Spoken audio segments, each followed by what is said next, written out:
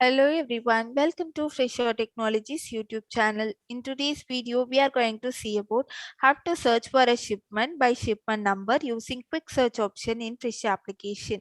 Initially, you need to log into the system, and after your successful login, this is how your dashboard looks. Now go to quick search option at the top of the page. Here we have to choose the type as shipment number. Enter the shipment number in the value column. After filling the details, click on search button. Once after your click, the shipment results will be displayed on the screen. If we click on the shipment number or job number, then we can directly navigate to the shipment or job summary page. There you can find all the details regarding your job or shipment. Hope now you got an idea about how to search for a shipment by shipment number using quick search option in Fresa application. Thanks for watching.